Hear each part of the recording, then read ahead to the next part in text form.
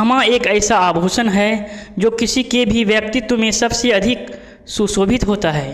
क्षमा करना सबके बस की बात नहीं है, यह बहुत मुश्किल कार्य है। प्रतिशोध की भावना मानव स्वभाव की सहज दुर्बलता है। क्षमा भावना से ही इसका शमन संभव है। इसलिए मनुष्य को अपने जीवन में क्षमा भावना को विकसित करते रहना चाहिए।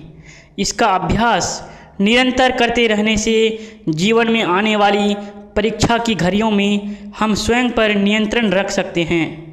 समय बीतने के साथ साथ प्रतिशोध की भाव शांत हो जाता है और हम असहज स्थितियों से बच जाते हैं। इसीलिए यह आवश्यक है कि हम अपने मन को नियंत्रण में रखने की कोशिश करें और आवेश को खुद पर हावी ना होने दें। जो क्रोध के प्रभाव में आ जाता है उसका अहित होना निश्चित है।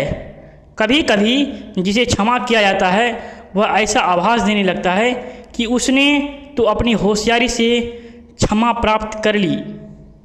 ऐसी स्थिति में भी यह ध्यान रखना चाहिए कि हमने अपना काम सही किया है।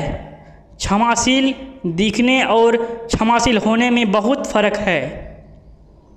क्षमाशील होने में जो परमानंद है वह अकल्पनीय है। यह वही जानता है जो वास्तविक रूप में क्षमाशील है। क्षमा का अर्थ है गलतियों एवं भूलों की माफ़ी। क्षमा दूसरों से मांगी भी जाती है और क्षमा किया भी जाता है। क्षमा मांगने और क्षमा करने दोनों के लिए ही विनम्रता का होना जरूरी है, अन्यथा ना तो क्षमा मांगी जा सकेगी और ना क्षमा किया जा सकेगा।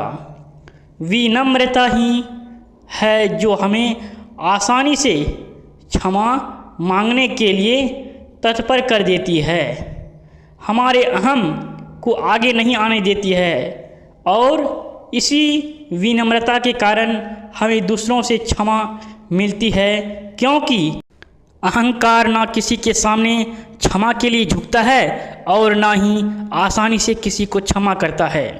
क्षमा का सूत्र है कि मैं सब जीवों को क्षमा करता रहूं और सब जीव मुझे क्षमा करे। सब जीवों से मेरा मैत्री भाव है, किसी से शत्रु भाव नहीं। इस प्रकार क्षमा को अंतःकरण में स्थापित कर लेना और स्वभाव में आसीन कर लेना विशेष महत्व रखता है। वास्तव में क्षमा जीवन में सुख शांति की सर्वोत्कृष्ट स्थिति को प्रदान करने वाली व्यवस्था है, अनुभूति है। एक समय की बात है कि इंदौर में किसी रास्ते के एक किनारे पर एक गाय अपने बछड़े के साथ खड़ी थी। तभी देवी अहिल्याबाई के पुत्र मालोजीराव की सवारी निकली। गाय का बछड़ा अकस्मात उछलकर रथ के सामने आ गया। गाय भी उसके पीछे दौड़ी, पर तब तक मालोजी का रथ बछड़े को कुचलता हुआ आगे निकल गया। किसी ने परवाह नहीं की। गाय स्तब्ध आहत सी वहीं बैठ गई। थोड़ी देर बाद अहिल्याबाई वहाँ से गुजरी। अहिल्याबाई ने गाय को और उसके पास पड़े मृत बछड़े को देखकर घटनाक्रम के बारे में पता लगाया। सारा घटनाक्रम जानने पर अहिल्याबाई ने दरबार में मालोजी की पत्नी मीनाबाई को बुलाया। उन्होंने मीनाबाई से पूछा, यदि कोई व्यक्ति किसी माँ के सामने उसके बेटे की हत्या कर दे तो उसे क्या दंड मिलना चाहिए? मालोजी की पत्नी ने जवाब दिया, उसे प्राण दंड मिलना चाहिए। देवी अहिल्या ने मालोजी को हाथ पैर बांधकर एक मार्ग पर डालने को कहा और फिर उन्होंने एक यह आदेश दिया कि मालोजी को मृत्युदंड रथ से टकरा कर दिया जाए।